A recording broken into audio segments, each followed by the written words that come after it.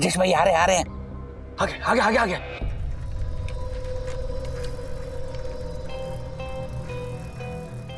इनका check directly bank के deposit machine में डिपॉजिट करने के लिए मैं ऑफिस का सारा काम छोड़ छाड़ के उनके बैंक जाया करता था।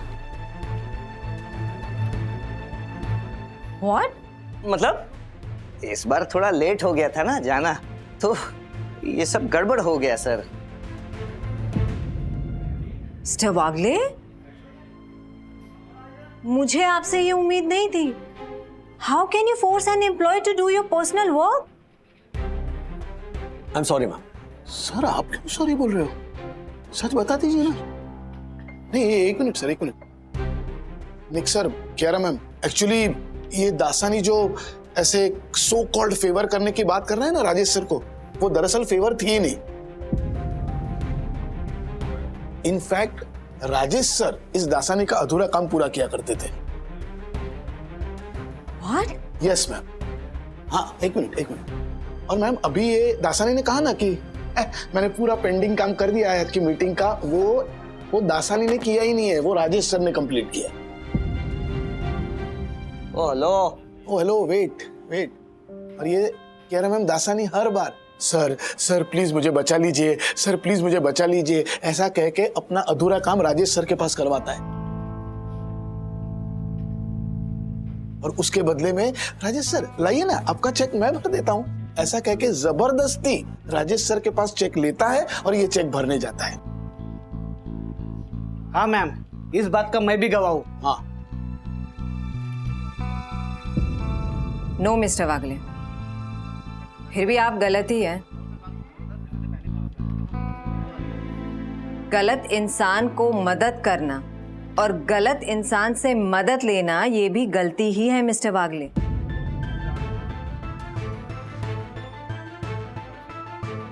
मैं समझ गया था मैम, इसलिए मैं चुप रहा, क्योंकि गलती मेरी थी। गलत व्यक्ति से मदद लेना और गलत व्यक्ति को मदद करना दोनों गलत है। गलत व्यक्ति की मदद करना गलत है। और टूट गया हूँ यार, एक पैसे की इनकम नहीं है, ऊपर से मम्मी की जिम्मेदारी, उनकी दवाइयों का खर्चा। फिलहाल ये 15,000 रुपए हैं आंटी की दवाइयों के लिए। हाँ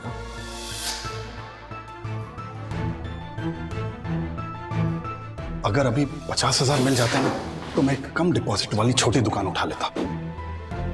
ले 25,000 मैंने ट्रांसफर किए तुम्हारे अकाउंट में, फिलहाल इतने रख और पैसों का इंतजाम करता हूँ। राजेश सर मुझे पक्का यकीन है ये दासानी ने जानबूझकर आपका चेक गुम कर दिया है। हाँ सर, क्योंकि उसको आपसे जो काम करवाना था वो आपने कर दिया। और एक बार जानबूझ के ऐसे चेक गुम कर दिया ना, तो उसको पता है आप अगली बार उसको चेक डालने के लिए नहीं बोलेंगे। I know. पक्का शाना है सर। लेकिन मैं कुछ और ही सोच रहा हूँ, शायद किस्मत ने जानबूझकर ये दासानी का खेल मेरे साथ खेला, ताकि आइंदा किसी भी गलत आदमी की मैं गलती से भी मदद ना कर सकूं।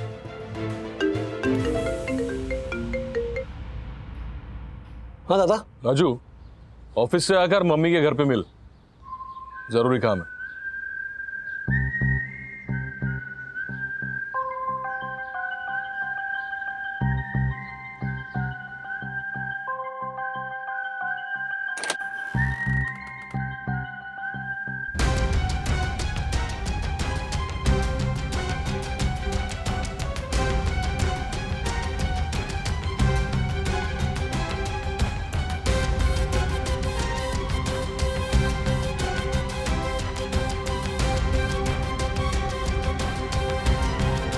क्या हुआ दादा? मुझे नहीं, तुझे क्या हुआ राजू? भगवान बनने का ऐसा भी क्या शौक चढ़ा है तुझे कि सही और गलत की पहचान भूल गया तू? मनोज भैया, आपने सबको यहाँ बुलाया, लेकिन आप बताइए तो सही बात क्या है? बात ऐसी है, इस बार मनोज ने जो कुछ भी किया सही किया। राजू, हम सबको लगता है कि इस बार ना गलती तेरी है। लेकिन क्या गलती हुई है राजसिमा? लगता है काका काकी को पता चल गया है। राजेश भाई का उधारी वाला चक्कर। तो और कौन सा चक्कर भी? माँ बताइए ना, क्या गलती हुई है रात से? बताती हूँ वंदू। राजू, एक बात बता, तू तेरे स्कूल का दोस्त वो शुभांकर, उससे मिलने लगा है क्या आजकल? आपको कैसे पता? नहीं, हाँ मतलब मिल रहा हूं, उसमें गलत तो कुछ नहीं है ना मम्मी? पापा स्कूल का दोस्त है दादा, इनफैक्ट तुम भी तो जानते हो उसे। हाँ बिल्कुल जानता हूँ। उसके बाप की स्टेशनरी की दुकान थी, अपने स्कूल के सामने वाली सोसाइटी में ही रहता था, कपाड़िया सदन में। अब तू सुन, तू क्या नहीं जानता। उस दिन मुझे मम्मी ने फूल लाने के लिए बोला था दादर से। मैं फूल लेके जैसे ही तेरे सोसाइटी में घुसा तो मैंने देखा तू किसी को पैसे ट्रांसफर कर रहा है।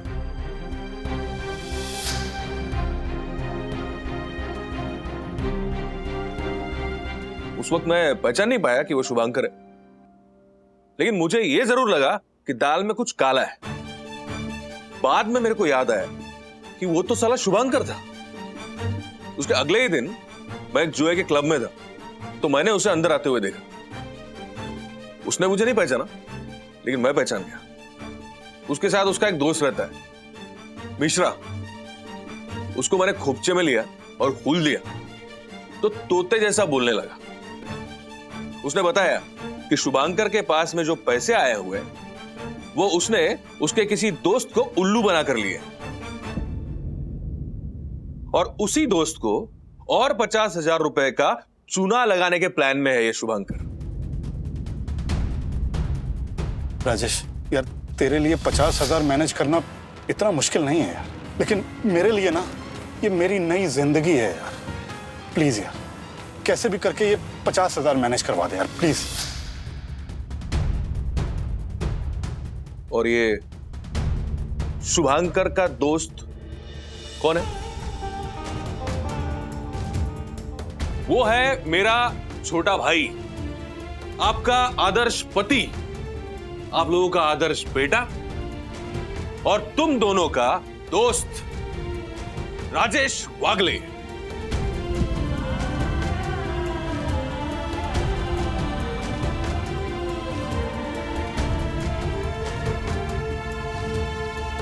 ये आप क्या कह रहे हैं दादा? बताता हूं, मैंने सब बताता हूं।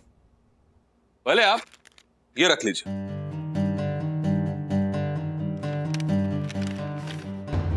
ये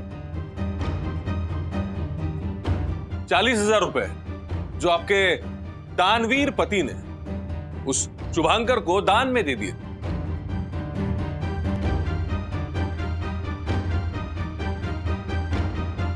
एक मिनट, दान? लेकिन राजेश भाई, आपने तो उस आदमी से पैसे उधार लिए थे ना, जो आपको चुकाने। हाँ? क्या? किसने कहा कि मैंने शुभंकर से पैसे उधार लिए? हमने अपने कानों से सुना है। आपने ये सुना कि मैंने पैसे उधार लिए? और तो क्या? लो, इधर तो कोई दूसरी स्टोरी चालू है। ये एक मिनट, लेकिन राजेश भाई, वो आदमी जिस तरह से आपके घर पे आके पैसे मांग रहा था, तो हमारे को तो वही लगा ना कि आपने उससे पैसे उधार लिए। यस, हम दोनों को यही लगा कि आप उधारी में फंस चुके हैं। अच्छा, इसीलिए 1 लाख ट्रांसफर करते वक्त आपने कहा था कि ये उधारी चुका दीजिए। बराबर है, और नहीं तो क्या। राजू, तूने हर्षद से पैसे लिए? वो भी शुभांकर को देने के लिए। मम्मी, मैं तो इसको सिर्फ मूर्ख समझ रहा था कि बिना जांच पड़ताल के इतने सारे पैसे ये शुभांकर को दे रहा है, लेकिन नहीं, ये सिर्फ मूर्ख नहीं है, ये तो महामूर्ख है। ये दूसरों से उधार लेके पैसे दान कर रहा था। धन्य बाबा तू, धन्य। माफ करना वैनी, लेकिन मैं सच कहता हूं, अगर आप इसकी जिंदगी में नहीं होती तो न जाने कहां कहां और ये बेवकूफ बनता। राजू, तू कम से कम वो शुभांकर को 40,000 रुपए देने से पहले वैनी को एक बार पूछ तो लेता। और तुझे पता है ये 40,000 रुपए किसने लौटाए? उसके बाप ने। क्या? हाँ। शुभंकर के पिताजी? लेकिन वो तो कोरोना में। हाँ, मर गए। माँ ने खटिया पकड़ ली, बीवी बच्ची को लेके मायके चली गई, बिजनेस शुरू करने के लिए कुछ मदद कर दे, यही सब बोला था ना शुभंकर ने। सब झूठ है। उसका बेचारा बाप आज भी जिंदा है और स्टेशनरी की दुकान चलाकर पूरे परिवार को पाल रहा है। क्या?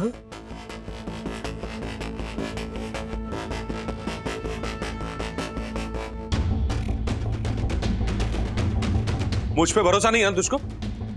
रुक।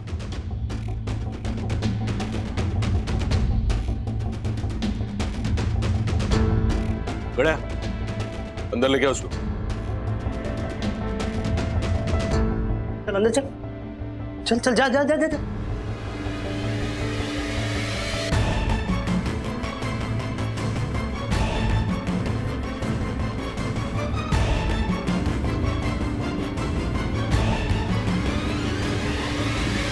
कोरोना के समय इसे घर पे बैठ के ऑनलाइन जुआ खेलने की लत लग गई थी।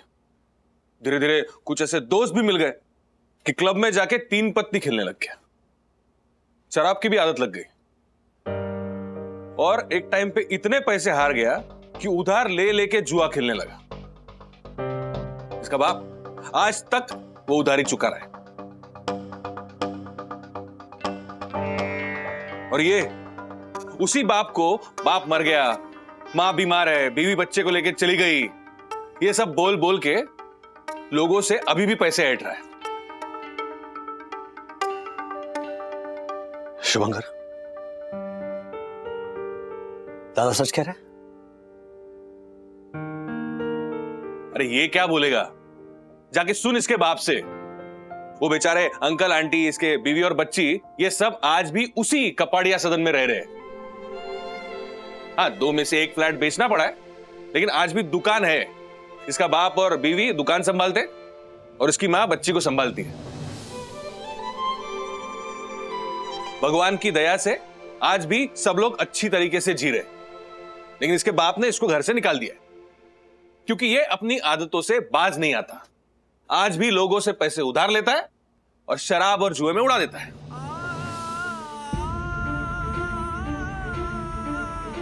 अच्छा ये बता, वो कौन थे जिन्हें पत्नी और बेटी बनाकर वॉइस रिकॉर्डिंग फॉरवर्ड करता था?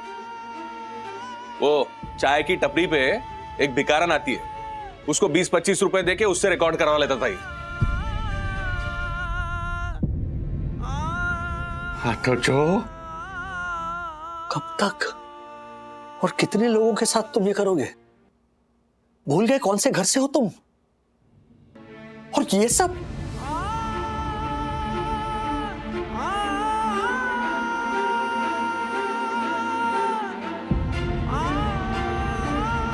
मुझे माफ कर दे राजेश। सॉरी यार, मैंने पापा को बोल के तेरे पैसे दिलवा दिए। आज के बाद फिर कभी नहीं मिलूंगा तुझे। सॉरी।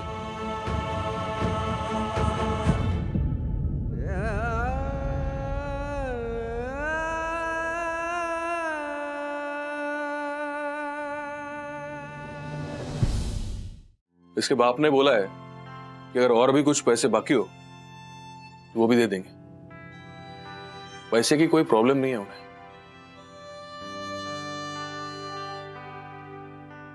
तू चिंता मत कर। बस इसके बाप ने उसको घर से निकाल दिया है ताकि दर दर की ठोकरें खाए तो इसके कुछ समझ में आए। ठोकरे खाने से अगर इंसान समझ जाता तो फिर बात ही क्या थी? क्यों राधिका? आपको ये नहीं दिखाई दे रहा ना कि मनोज ने राजू के लिए कितना कुछ किया, इतना किया। लेकिन जरा इससे ये तो पूछो कि जिस जुए के अड्डे पे इसे शुभांकर मिला, उस जुए के अड्डे पे ये क्या कर रहे थे? दादा तुम भी? हाँ, खेलता हूं मैं जुआ। तो अरे जिसकी जिंदगी जुआ बन गई हो वो और क्या करेगा? और भी ऐसा बहुत कुछ करता हूं जो शायद तुम लोगों की नजरों में गुनाह होगा।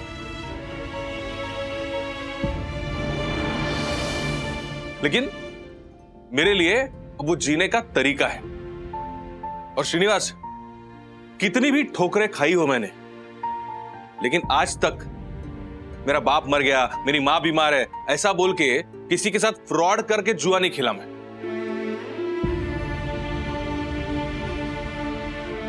मेरी जिंदगी के इस जुए में दांव पे ना हमेशा मैं लगा हूं। बहुत हारा हूं, बहुत। लेकिन एक दिन जीत के दिखाऊंगा। उस दिन का इंतजार करूंगा बेटा, मैं इंतजार करूंगा। आज इतनी बड़ी बात हो गई, एक बार कोशिश तो करते मुझे बताने की। मैं तुम्हें सब बाद में बताता हूँ बंधु। अर्षद भाई, मेरे सैलरी का चेक आ गया है, वो क्रेडिट होते ही आपके 1 लाख रुपए लौटा दूंगा मैं। और दादा, तुम अपनी जिंदगी के साथ जो कुछ भी कर रहे हो उसके लिए मैं तुम्हें आज कोई सलाह नहीं दूंगा, लेकिन मेरी जिंदगी के साथ कुछ बुरा भला ना हो जाए उसकी चिंता करने के लिए थैंक यू। राजू, दर्द होता है मुझे, तो जितनी कोशिश बाकी लोगों की तकलीफ समझने की करता है, काश तूने मेरा दर्द समझने की भी उतनी कोशिश की होती।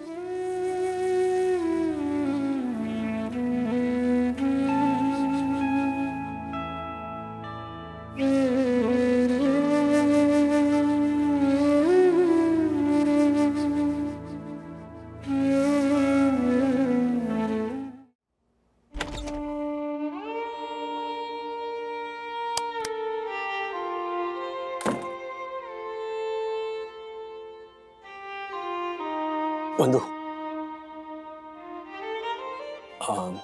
उस दिन अथर्व ने उस भिखारी को 500 रुपए दिए, तो उस बात को लेकर तुमने अथर्व को डांटा था।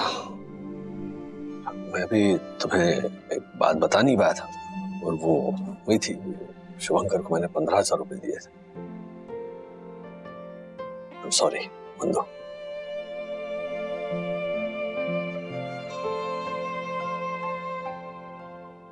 It's okay, but you know what, इस पूरे केस में मुझे अच्छी चीज क्या लगी? मुझे लगता था कि मनोज भैया के मन में ना तुम्हारे लिए सिर्फ नफरत है। मतलब तुम दोनों के बीच में जो भी प्यार का इक्वेशन है वो एक तरफा है, सिर्फ तुम्हारी तरफ से। बट अब मुझे रियलाइज हुआ कि मनोज भैया भी तुमसे प्यार करते हैं Raj. He cares for you. इसी प्यार के कारण ही तो मुझे विश्वास है कि एक ना एक दिन मनोज दादा को मैं सही रास्ते पर ला पाऊंगा। राइट नाउ शुभांकर के बारे में सोच रहा हूं, उसके चैप्टर ने मुझे हिला के रख दिया है। यार कोई आदमी इतना झूठ कैसे बोल सकता है? मुझे अभी ऐसे हो रहा है ना कि जाकर उसे मिलूं, उसे समझाऊं। मतलब क्या समझाओगे? हाँ, भगवान बनने की कोशिश मत करो राज। उस दिन जो अथर्व को कहा था आज तुम्हें कह रही हूं, गलत लोगों को दान देना, कुपात्र को दान देना भी पाप है। ऐसे लोगों से दूर रहना होता है, ना कि जाकर उनको समझाना होता है। लेकिन मुझे मिलना है उससे एक बार। और है ना, मैं भगवान बनने की कोशिश नहीं कर रहा हूं बंधु, मैं उसे बचपन से जानता हूं, इसीलिए मैं उसे एक मौका देना चाहता हूं। और उसे नहीं, इनफैक्ट मैं अपने आप को एक मौका देना चाहता हूं। क्या? तो मुझे विश्वास है मैं कुछ ना कुछ जरूर कर सकता हूं। लोग चाहे जो भी कहे, उसकी दोस्ती का कर्ज है मुझ पर। क्या समझाओगे उसे? हाँ, क्या कह लोगे उससे? जो आदमी लाइफ के थपेड़े खाकर नहीं सुधरा, वो तुम्हारे ऐसे क्या कहने से सुधर जाएगा? है कुछ मेरे मन में, बस एक बार उसे मिलना चाहता हूं।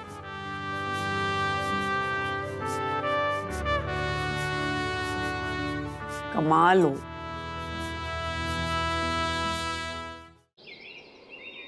मंगेश, एक मैजिक मिक्स देना। तुम क्या खाओगे?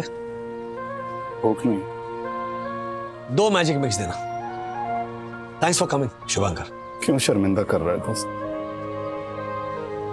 वैसे मैं तो अब दोस्त कहलाने के लायक भी नहीं, लेकिन सच कहूं राजेश, मैं इतना बुरा भी नहीं हुआ। ये जो कुछ भी हुआ पिछले 3 साल में हुआ। कोरोना में घर बैठे मुझे मोबाइल पे ऑनलाइन गेम खेलने की आदत पड़ गई। पहले थोड़े थोड़े पैसे लगाकर खेलता था, 2-4 बार जीता भी, उसके बाद सिर्फ गवाया।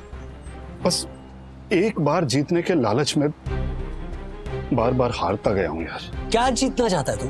हाँ, क्या जीतना चाहता है? हारे हुए पैसे? उन पैसों को जीतने से ज्यादा जरूरी है वो प्यार, वो विश्वास वापस जीतना जो तू हार चुका है। जुए में हारे हुए पैसे तू जीतेगा या नहीं जीतेगा ये मुझे पता नहीं, लेकिन अगर तूने दिल से कोशिश की ना तो तू जिनसे प्यार करता है उन सारे रिश्तों को तू जरूर जीत पाएगा। नहीं राजेश, वो नफरत करते हैं मुझसे। नफरत वो इस शुभांकर से करते हैं, ये जो आज तू बन गया है। लेकिन मैं जानता हूं वो जो शुभांकर था ना, मेरे बचपन का दोस्त, उससे कोई नफरत नहीं कर सकता था।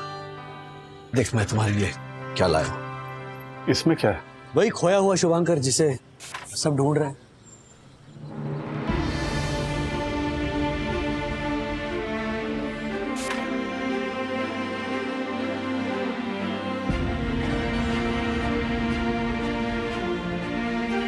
ये तो मैंने स्कूल में बनाए थे। ये तेरे पास थे? हाँ, स्कूल की लाइफ की बहुत सारी यादें हैं मेरे पास, मैंने संभाल कर रखी है। तो आज जब मैंने वो पिटारा खोला ना, मुझे ये तुमने बनाए हुए स्केचेस मिले। उस उम्र में जब हम बच्चों को एक सीधी लाइन नहीं खींचने आती थी, उस वक्त, उस उम्र में तुमने ये खूबसूरत स्केचेस बनाए। और इसीलिए ना मुझे विश्वास नहीं हो रहा है कि ये जो शुभांकर मेरे सामने बैठा है उसकी लाइन इतनी भटक गई है। बचपन में मुझे लगता था कि यार ये दोस्त है ना मेरा, बहुत बड़ा आर्टिस्ट बनेगा।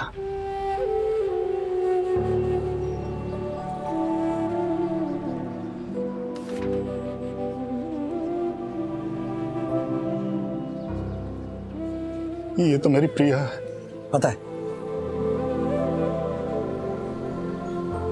ये मैंने तब बनाया था जब कॉफी हाउस में पहली बार उसे देखा था। इसके बाद ही वो मेरी गर्लफ्रेंड बनी थी। और आगे चल के तुम्हारी पत्नी। ये तेरे पास कहां से आया? मैं तुम्हारे घर गया था, प्रिया से मिला, प्रिया ने दी मुझे ये स्केच। उसने इस शुभांकर को अभी भी संभाल कर रखा है क्योंकि वो तुमसे प्यार करती है। शुभांकर, सच बताऊं दोस्त, मैं हमेशा आर्टिस्ट ही बनना चाहता था, लेकिन मेरे पापा ने मेरे उस सपने को कभी पूरा नहीं होने दिया और मुझे स्टेशनरी की दुकान पे बिठा दिया। ये शायद मेरा उनके प्रति गुस्सा ही है जो आज भी उन्हें इस तरह से परेशान करके निकाल रहा हूं। एक बात याद रख शुभंकर, जब हम अपना सपना पूरा नहीं कर पाते ना, तब हम कई लोगों का सपना बन जाते हैं। तुम्हारी मम्मी, तुम्हारे पापा, प्रिया, उनकी आंखों में तुम अभी भी वही सपना हो। और जानते हो, उससे भी बड़ा सपना तुम किसकी आंखों का हो?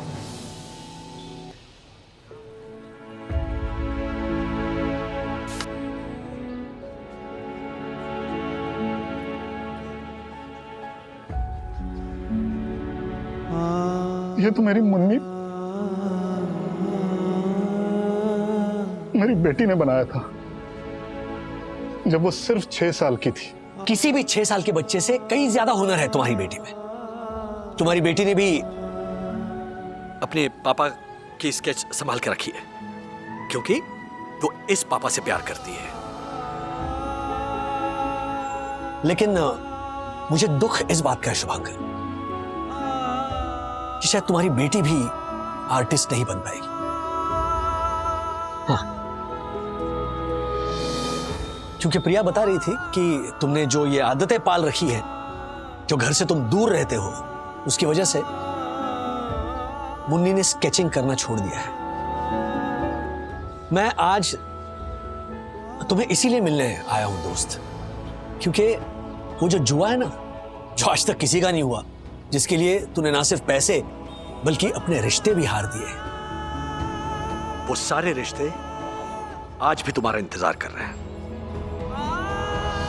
उन सबकी आंखों में अपने उस शुभंकर के घर वापसी का सपना है। तो अपने एक टूटे हुए सपने के लिए तुम इतने सारे सपने तोड़ दोगे?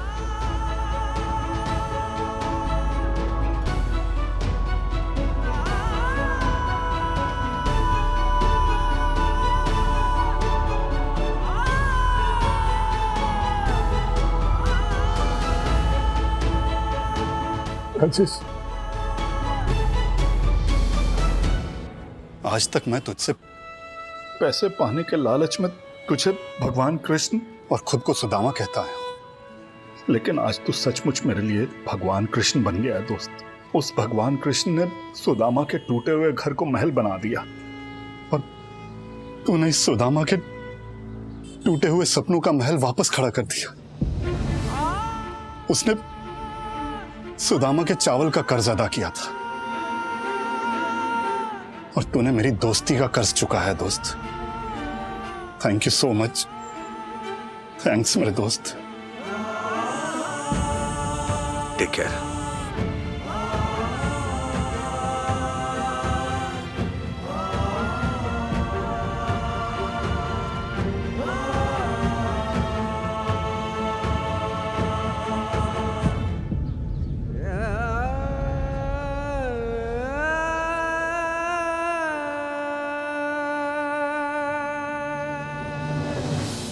सॉरी साहब, मैं आप लोगों की बातें सुन रहा था। आपको क्या लगता है ये आदमी अपनी आदतें छुड़ा पाएगा? मतलब सही रास्ते पे आ पाएगा? उम्मीद करता हूं शुभंकर सुधर जाए।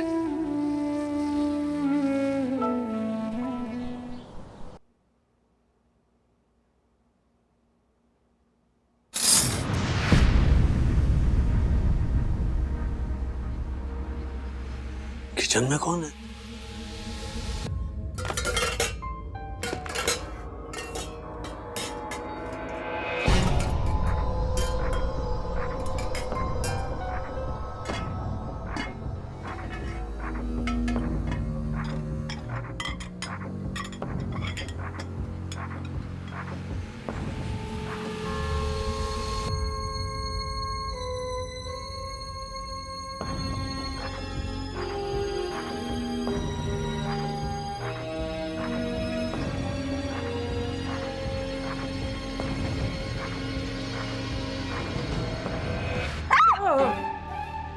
क्या कर रहे हो? तुम अंदर थी ना? मैं यहाँ हूँ किचन में। तुम कैसे मुझे मारने जा रहे थे? नहीं, मुझे लगा चोर घुसा है। चोर घुसेगा तो कमरे में जाएगा ना चोरी करने के लिए। यहाँ किचन में क्या चाय पत्ती और चीनी के लिए आएगा? हाँ, सुबह का टाइम है, उसे चाय पीने की ऐसे इच्छा हुई होगी, बोले कि चाय पीता हूँ, बाद में मैं चोरी। I'm sorry, वो नींद में पता नहीं, मैंने ठीक से देखा नहीं था। लेकिन तुम क्या कर रही हो किचन में? ये क्या है सब? ये टूट गया गिर के। अथर्व के लिए वो नाश्ता बनाने के लिए उठी थी। है? इतनी जल्दी? 8:30 बजे निकलेगा ना स्कूल के लिए। अथर्व जी सुबह 5:30 बजे स्कूल चले भी गए। राज, क्यों? अरे पूछा मैंने तो, कहा कि स्पोर्ट्स प्रैक्टिस के लिए जाना है। शायद धूप इतनी ज्यादा हो रही है इसलिए उसको जल्दी बुलाया होगा प्रैक्टिस करने के लिए। वो कब से जा रही है? कुछ दिन हो गए। तो ये विद्युत और किट्टू भी जा रहे हैं स्पोर्ट्स प्रैक्टिस के लिए? पता नहीं, ये तो ज्योति भाभी यामिनी भाभी से पूछना पड़ेगा। तो पूछो बंधु, ये क्या बात हुई? 8:30 बजे निकलने वाला बच्चा 5:30 बजे जा रहा है। पिछले कुछ दिनों से विद्युत भी सुबह सुबह 5 बजे स्कूल के लिए निकल जा रहे हैं, और किट्टू भी। लेकिन सुबह 5 बजे तो कितना अंधेरा होता है। हर्षद भाई, 5 बजे क्या? आजकल मुंबई में इतना डस्ट है, इतना पोल्यूशन है कि 6:30 बजे सुबह भी ऐसा लगता है कि अंधेरा ही है। बच्चे इतनी सुबह जाते कहाँ हैं? ओह माय गॉड, कहीं हमारे बच्चे गलत रास्ते पे तो नहीं जा रहे? नहीं दक्कू, बच्चों को स्कूल का रास्ता पता है।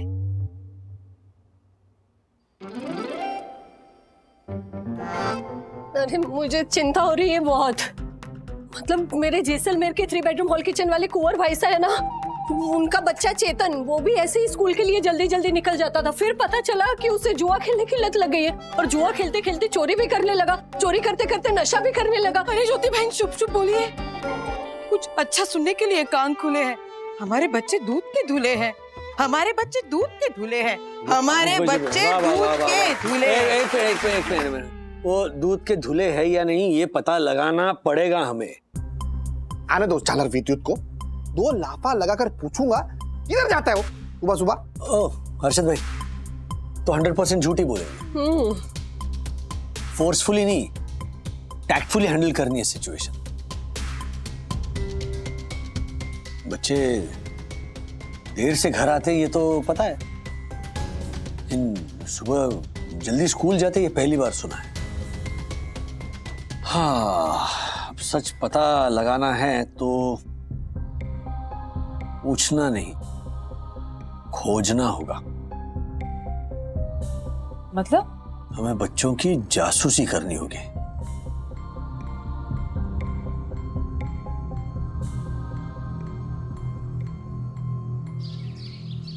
Bye bye bye mummy. संभल कर जाना। यस।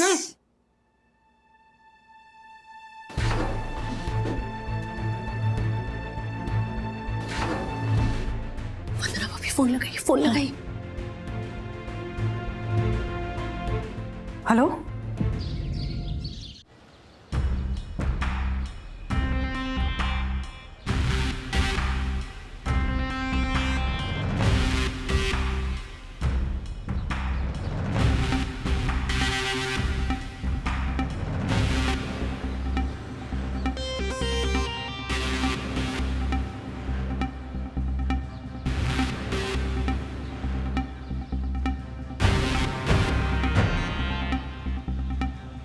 हाँ बंधु, हाँ बच्चे आ गए।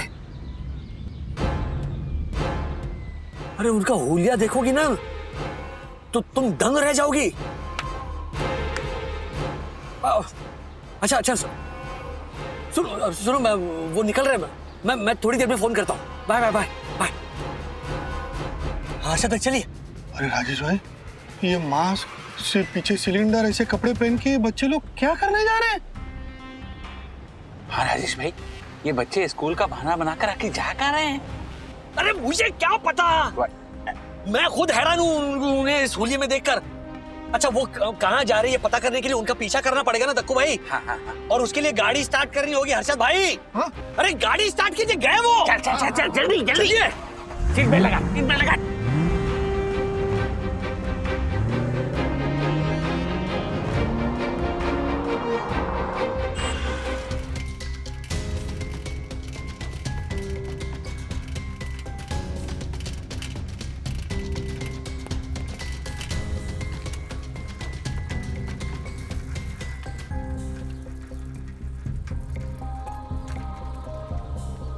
राजेश भाई आ रहे हैं। आगे।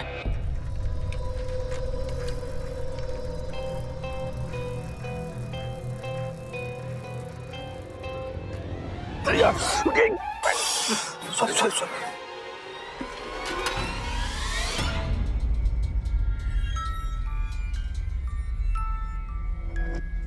ये झोपड़े के पास क्यों रुक गया? साइकिल में हवा भरवा रहे होंगे। उन सारे मटकों में क्या हवा है? वो भरेंगे टायर में। तेरे को क्या ये पंचर की दुकान दिख रही है? अबे खाने पीने की दुकान लग रही है।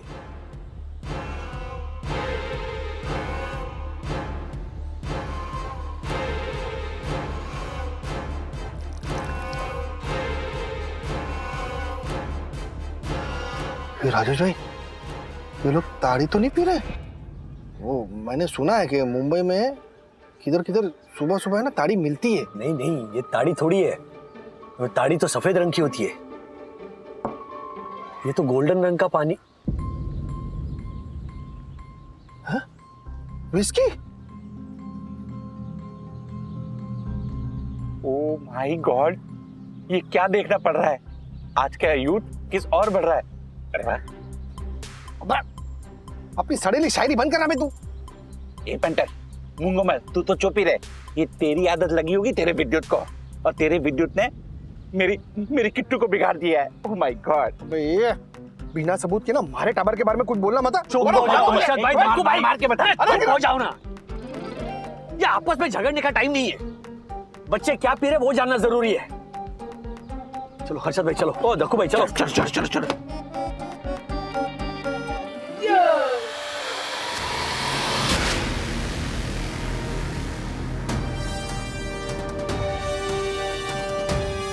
रुको।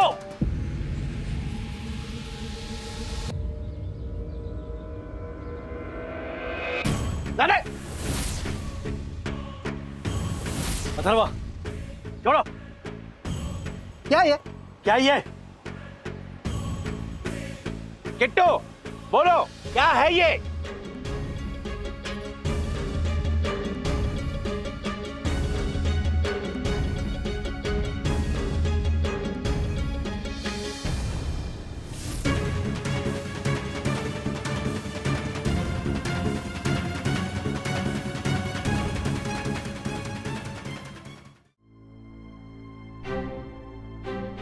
ये सब करने की क्या जरूरत थी? एग्जैक्टली अगर तुम लोगों को इम्यूनिटी बढ़ाने के लिए देसी शहद का पानी ही पीना था तो इसमें छुपाने वाली कौन सी बात थी? मुझसे कह देते, मैं बना कर देती ना। बोलो क्यों किया ये सब? मुझे जवाब चाहिए विद्युत। अब भी क्या भी बोल। ये ऐसे अजीब से कपड़े पहन के आधी रात को चेहरा छुपा के क्यों जाते थे तुम लोग? हाँ जवाब दे मुझे। तुमने सुना किट्टू, मैं कुछ पूछ रहा हूँ, जवाब दो। बुरा मत मानना मम्मी पापा, मैं आप लोग से जबान नहीं लड़ा रही हूँ, लेकिन सच तो यही है कि हम लोगों को सुबह जल्दी आप लोगों की वजह से ही निकलना पड़ता है। हमारी वजह से? ये बकवास कर रहा है तू? बता हमारी वजह से कैसे? एक्चुअली सिर्फ आपकी वजह से नहीं, आपकी पूरी जनरेशन की वजह से। Atharva, are you crazy?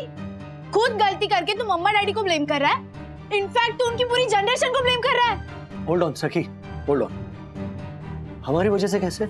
ये आप सोचिए डैडी। मैं सोचूं? ये मतलब ये कि आप दोनों एक बार गैस करके तो देखिए कि आपकी जनरेशन ने ऐसा क्या किया है जो हमारी जनरेशन के लिए श्राप बन गया है। श्राप? तुम्हारा दिमाग खराब हो गया क्या अथर्वा? कुछ भी बोले जा रहे हो। अथर्वा हमारा पेशेंस लेवल टेस्ट मत करो। सीधा जवाब दो। सीधा जवाब ही दे रहा हूँ मैं डैडी। सुबह 9 बजे के बाद मुंबई में ट्रैफिक इतना बढ़ जाता है कि हवा में सिर्फ पोल्यूशन ही रहती है। एंड हम ऑक्सीजन के लिए सांस लेते हैं, लेकिन हमारे लंग्स में सिर्फ कार्बन डाइऑक्साइड ही पहुंचता है। हम इस पोल्यूशन भरी हवा में सांस नहीं लेना चाहते हैं पापा, इसीलिए हम वो वाला सूट पहनकर अर्ली मॉर्निंग स्कूल के लिए निकल जाते हैं। ये बकवास कर रहा है तू। ये बकवास नहीं, ये सच है पापा। कैसा सच? इससे बड़ा झूठ तो हो ही नहीं सकता है। अथर्वा अगर तुम्हें झूठ बोलना ही है ना तो कम से कम ऐसा बोलो जो एटलीस्ट बिलीवेबल लगे। ऐसा वियर्ड और सेंसलेस झूठ बोलने का क्या मतलब? ओए यही तो दुख की बात है कि आपको मेरा सच वियर्ड और सेंसलेस झूठ लग रहा है। ओके ठीक है, अगर हम तुम्हारी इस अजीब सी एक्सक्यूज को मान ले कि एयर पोल्यूशन की वजह से तुम लोग सुबह जल्दी निकलते थे तो ठीक है, लेकिन इस सब के लिए हम कैसे जिम्मेदार हैं? ये वो ना करेक्ट क्वेश्चन। आप मुझे ये बताओ कि पिछले 30 सालों में आपकी जनरेशन ने हमारे इस प्रेशियस ओजोन लेयर की क्या हालत बनाई है? क्या हालत बनाई है?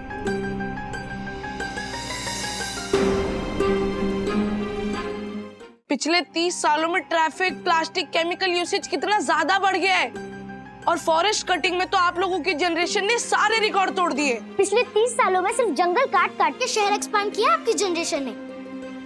Global warming already alarming stage पर आ गया है। जिस ऑक्सीजन के बिना हम 1 मिनट नहीं जी सकते, उसी ऑक्सीजन को आपकी जनरेशन ने हर 1 मिनट डिस्ट्रॉय किया है। क्या बोल रहा है बंधु? हाँ? क्या मतलब क्या? दिमाग खराब हो गया क्या तुम्हारा? हाँ, एयर पोल्यूशन ग्लोबल इशू है, तो उसके लिए तुम हमारी पूरी जनरेशन को कैसे ब्लेम कर सकते हो? हाँ, पर्यावरण का खराब होना, हवा का प्रदूषित होना, ये तो पूरी दुनिया की वजह से हो रहा है ना बेटा। इसमें अकेले हम कैसे जिम्मेदार हुए? मम्मी, दुनिया हम जैसे इंसानों से ही मिलकर बनी है। अगर हर कोई इसी तरह दुनिया की दुहाई देकर अपना पल्ला झाड़ लेगा तो ऑक्सीजन एनवायरनमेंट में नहीं, सिर्फ ऑक्सीजन सिलेंडर्स में मिलेगी।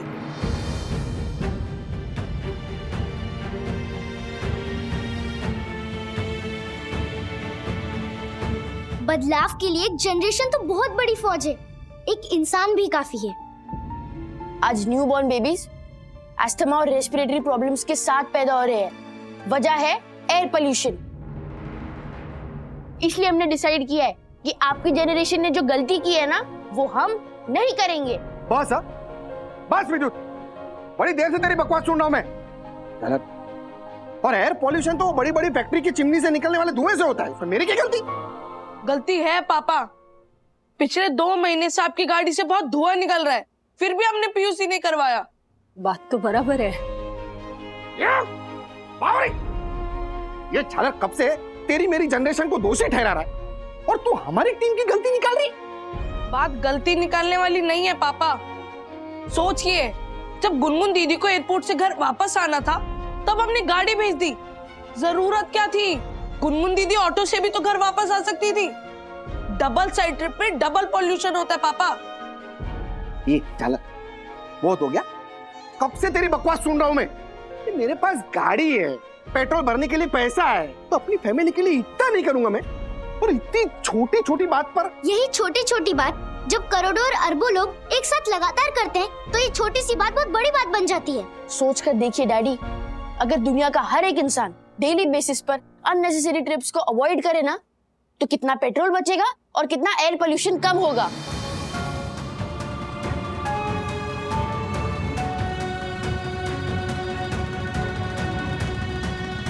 और पापा, पिछले महीने हमने गांव की जमीन पर फ्लैट बनवाने के लिए 40 पेड़ कटवा दिए थे। जो पेड़ हमें ऑक्सीजन देते हैं, हमने उन्हें ही कटवा दिया। ये तो अपनी बॉडीगार्ड्स को मारने वाली बात हो गई। ओह माय गॉड, इस तरह से तो हमने कभी सोचा ही नहीं था।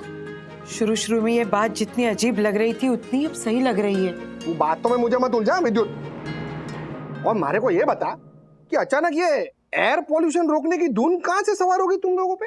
इसके पीछे एक बहुत इमोशनल रीजन है। अथर भैया और विद्युत भैया की क्लास में एक लड़का है, आर्यन। 2 हफ्ते पहले आर्यन का छोटा भाई पैदा हुआ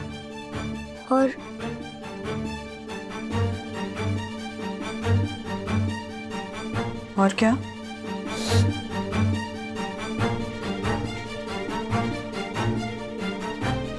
और